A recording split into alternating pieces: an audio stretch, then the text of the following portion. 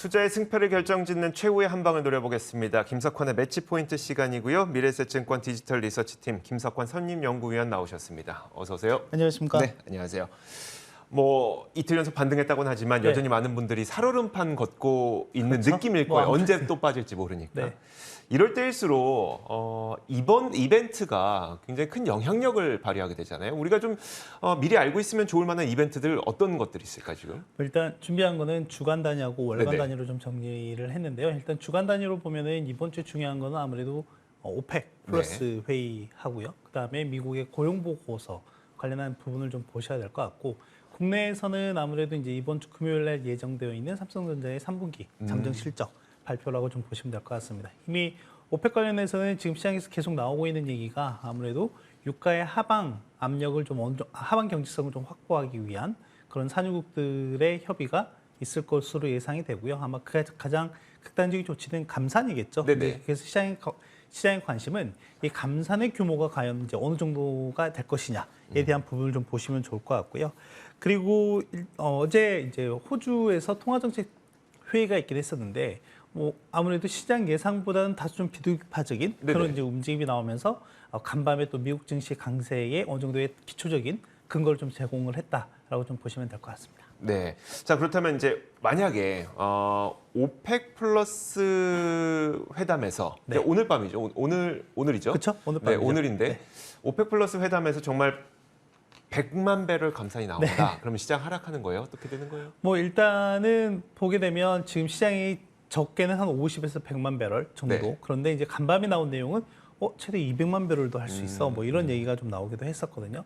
일단 그렇게 된다라고 하면 일단 유가가 실제 제가 그 6월부터, 그러니까 6월 중순 이후부터 그러니까 8월 초까지 반등장 랠리에서 보여줬던 게 유가가 지속적인 좀 하락을 보였던 부분들이 있었고, 특히 미국의 소비자 물가 내에서 가장 큰 항목을 좀 차지하고 있고, 그리고 또 소비자들이 가장 민감하게 받아들이고 있었던 항목이 바로 이 에너지, 원유 관련한 부분들이었거든요. 이런 부분들이 계속해서 빠지는 모습들이 나타났었는데 최근 2주 사이에 다시금 저점에서 반등하는 모습이 좀 나오고 있거든요. 물론 절대적인 레벨 자체는 그렇게 높진 않는 상황이긴 하지만 만약에 이 레벨이 좀 다시 높아지게 된다라고 하면 시장은 또 한번 인플레 압력이 높아질 수도 있다라고 하는 거죠. 그렇기 때문에 이제 그런 부분들 좀 잘 체크해서 보셔야 되지 않을까 생각이 되고, 만약에 시장이 예상하는 수준, 그러니까 최소 방금 얘기해 주셨던 것처럼 100만 배럴, 이 정도까지 만약에 감산 조치가 취해진다라고 하면 일단 시장에서 보는 거는 국제 유가가 배럴당 다시 $100 수준까지도 회귀할 수도 있다라고 하는 거고요. 그렇게 된다면 아무래도 인플레 압력이 높아질 수밖에 없겠죠. 알겠습니다. 자, 그렇다면 주간 단위는 살펴봤고, 주간 단위로는 일단 오펙 플러스 회담, 이게 10월 5일이기 때문에 사우디아라비아 쪽에서 오스트리아 빈에서 이제 첫 대면 회의를 네네. 하는 거죠. 알겠습니다. 자, 오스트리아에서 하니까 10월 5일 일정 챙겨주시면 좋을 것 같고, 고용지표까지 보시면 좋을 것 같은데, 그럼 월간 단위로는 사실 20차 중국 당대회도 예정돼 있고 어떤 일정들이 있을까요? 월간 단위로는 되게 중요한 좀 일정들이 많습니다. 그래서 그 일정들 좀 정리해 놓은 내용은 아마 너무 상세하기 때문에 보시기는 좀 힘들 것 같고, 주차별로 좀 굵직한 이슈만 좀 말씀드려보면 일단 다음 주에는 미국의 9월 소비자 물가 지수가 발표가 될 예정이에요. 지난주에 8월 개인 소비 지출 물가 지수가 발표가 됐었는데 8월 달에 발표가 됐었던 소비자 물가 지수와 거의 유사한 움직임을 보였었거든요. 그러니까 전체적인 헤드라인은 시장 예상 대비 시장 예상만큼 큰 폭으로 빠지진 않았지만 소폭 둔화되는 모습을 좀 보이긴 했고요. 다만 가격 변동성이 큰 에너지와 식품을 제외한 나머지 코어, 즉 근원 물가 지수 같은 경우는 올라가는 모습을 좀 보였거든요. 실제 이제 이런 부분에서 보면은 물가 상승 압력이 일부 특정 섹터나 항목에 집중되는 게 아니라 이게 광범위하게 좀 나타나고 있구나 하는 부분에 대해서 이제 시장에서 우려를 좀 하고 있는 상황이라고 좀 보시면 될 것 같고요. 다음 주 후반부터는 2분기 실적 시즌도 같이 들어가긴 합니다. 그렇긴 하는데 일단은 다음 주 주말에 예정되어 있는 일정 중에 아무래도 가장 중요한 거는 중국의 제20차 당대회이고요. 이 자리에서 아마 시진핑 국가주석의 제3년임을 이제 결정하게 되겠죠.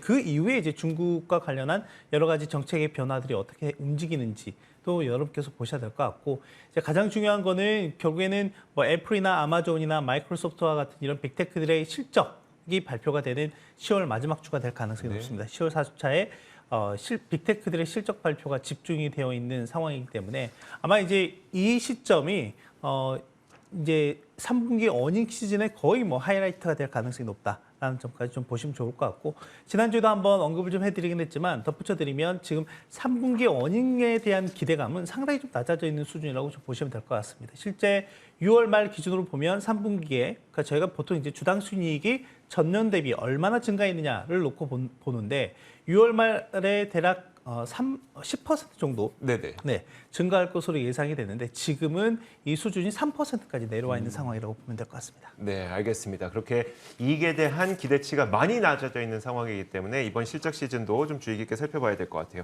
자, 20차 뭐 중국 공산당 당대회는 거의 시황제 대관식이다라는 별명이 붙을 정도로 뭐 이제 만약에 이것만 진행되고 나면 무소불위의 권력을 뭐 행사할 수 있기 때문에 중국의 강경한 어떤 정책이 나올지 좀 두려워하시는 분들도 꽤 있더라고요. 자, 네. 지켜보도록 하겠습니다. 네. 혹시 코멘트 해주실 거 더 있으실까요? 아니요, 뭐 특별히 없고요. 근데 이제 최근에 그 미중 간에 다시금 그 무역 갈등과 관련한 부분들이 좀 반영이 좀 되고 있는 상황이고 지금 어제자에 나온 내용들을 좀 살펴보면 미국이 추가적인 특히 이 반도체 분야와 관련한 첨단 산업과 관련한 제재를 또 준비하고 있다는 내용이 좀 나오고 있는 상황이거든요. 네. 그렇기 때문에 이 부분은 또 향후에 시장이 다소 좀 불확실한 요인이 될 수도 있다라고 하는 점은 일단은 좀 참고하셔야 될 것 같습니다. 네, 알겠습니다. 저희가 이외에도 준비된 내용이 많은데 제가 선택한 거는 사실 이걸 더 여쭤보고 싶어요. 애틀란타 연방은행의 GDP 나우가 이제 3분기 전망치는 그래도 괜찮게 전망하고 있더라고요. 2.3%였었나요? 몇 %죠?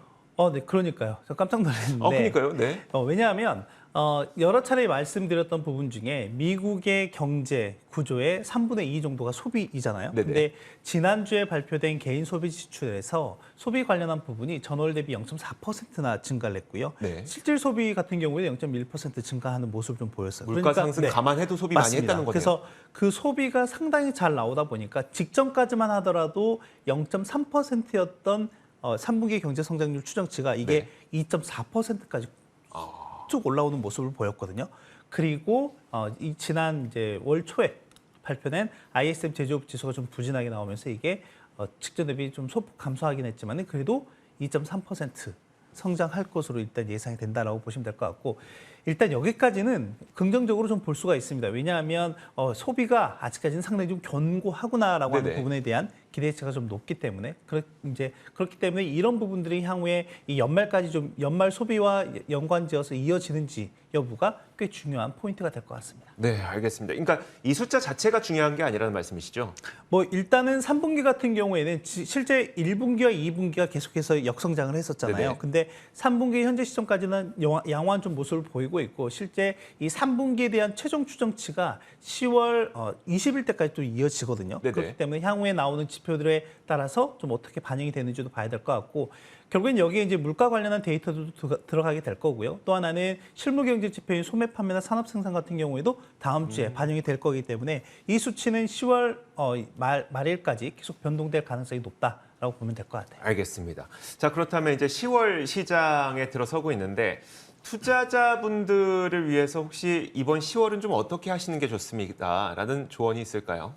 뭐 일단 10월 같은 경우에도 여전히 좀 변동성은 클 것으로 좀 예상을 좀 하고 있습니다만 아무래도 이제 지금 이틀 동안 상당 폭의 좀 반등이 좀 나오긴 했었지만 여전히 추세적인 하락세가 좀 지속이 되고 있는 상황이기 때문에 그런 부분에서 본다라고 하면 아무래도 좀 길게 긴 호흡으로 보신 것보다는 좀 단기적인 대응의 영역에서 좀 접근을 하시는 게 좋지 않을까 생각이 되고 만약에 뭐 중장기적으로 좀 보시는 분들이라고 하면 뭐 일단은 이 텀은 좀 한번 여유롭게 좀 지켜보시는 자세가 좀 필요하지 않을까 생각이 됩니다. 네, 알겠습니다. 아무래도 요즘처럼 이게 워낙 살얼음판 같던 투자 심리에서 시장이 반등하게 되면 좀 조급하게 매수하고 싶은 마음이 들기 마련이거든요. 맞습니다. 하지만 지금 방금 말씀하셨던 것처럼 이번 달에도 변동성이 클 거라고 말씀하셨으니까 그렇게 보시는 어떤 근거 자료들이 좀 있을 것 같아요. 뭐 일단은 지금 실제 그 7월부터 8월까지 이어지는 장세에서 시장이 반등을 하면서 가장 크게 기대의 요인으로 작용했던 것, 그러니까 상승의 요인으로 작용했던 게 바로 페드 피봇이라고 하는 거였었거든요. 근데 이게 지금 이제 지금 한 2, 3일 사이에 또 다시 한번 시장에 그런 기대감들이 좀 나오고 있는 것 같아요. 어제 호주 중앙은행이 그런 모습들을 좀 보여주기도 했었고 또 하나는 뭐 유엔 같은 경우에도 그런 부분에 대해서 또 공고를 하고 있는 상황이기도 그러니까요. 하고 네, 그러다 보니까 그런 기대감들이 조금씩 올라오고 있는 것 같고 지금 시장에서 바라보고 있는 거는 내년에 한 차례 정도의 기준금리 인하가 있을 수도 있다라는 부분을 또 한번 나오고 있는 상황이거든요. 근데 그런 시장의 기대감들이 좀 있는 것 같다. 다만 지금 연준은 그것과는 좀 계속해서 다른 좀 방향성을 좀 보이고 있기 때문에 이 두 개의 사이에서 발생하는 이 괴리가 시장의 변동성을 좀 만든다라고 좀 보시면 될 것 같고 그런 측면에서 본다라고 하면 저희가 흔히 보는 변동성 지수인 빅스 지수를 좀 유심히 좀 보실 필요가 있지 않을까 네네. 생각이 됩니다. 특히나 지금 지난달 같은 경우에 보면 이 빅스 지수 콜옵션 거래량이 크게 증가하는 모습이 좀 나타났었거든요. 지금 이 콜옵션 같은 경우에는 기본적으로 행사 가격이라고 존재하는데 이 행사 가격의 범주가 지금 대략 한 50에서 60까지도 많이 베팅이 되어 있는 상황이에요. 그럼 이 정도 수준이 어느 정도 수준이냐라고 본다라고 하면 역사적으로 그러니까 저희가 뭐 빅스 지수를 최근 한 20년, 30년 단위로 길게 본다라고 하면 평균치가 대략 한 20 정도입니다. 네네. 그리고 이게 저희가 이 평균에서 얼마만큼 떨어져 있느냐라고 하는 그 범주를 표준 편차로 보는데 이 표준 편차 범주가 대략적으로 보통 뭐 1배, 2배 정도로 보고 있거든요. 그런데 크리티컬한 밸류는 한 2배 정도로 네. 보시면 될 것 같아요. 그럼 그 2배 라인이 대략 한 37에서 38 정도가 됩니다. 네. 네, 그러면 지금 최근까지는 한 35, 32, 33선까지 좀 올라오기도 했었고요. 그런 이제 그런 측면에서 본다라고 하면 향후에 변동성이 확대가 되는 국면에서는 이 변동성 지수가 2배의 표준 편차를 넘어가는 시점은 꽤 유의미한 의미가 있는 자리다라고 좀 보시면 될 것 같고 지금 화면을 통해서 보고 있는 것처럼 이 변동성 지수와 그리고 전체적인 S&P 500 지수와 또는 중장기 이동평균선 200일선과 같이 좀 비교를 본다라고 하면 제가 서두에 말씀드렸던 여전히 지금 시장은 약세장의 속에 있는 과정 속에서 변동성이 얼마든지 확대될 여지가 있다라는 점은 좀 참고해 두실 필요가 있을 것 같고 또 다른 방법에서 본다라고 하면 이 변동성과 관련한 뭐 ETF라든지 이런 부분들도 포트폴리오의 일부 좀 담아 놓으시는 것도 하나의 해지 차원 또는 내 포트폴리오 보호하는 차원에서도 유용한 방법이 될 수 있다라고 말씀드리고 싶습니다. 알겠습니다. 자, 매치 포인트 시간이었고요. 미래에셋증권 디지털 리서치팀 김석환 선임연구위원과 함께했습니다. 고맙습니다. 감사합니다. 자, 저희 굿모닝 글로벌 여기서 마치겠습니다. 저희는 내일 같은 시간에 찾아오겠습니다. 함께해 주신 여러분 고맙습니다.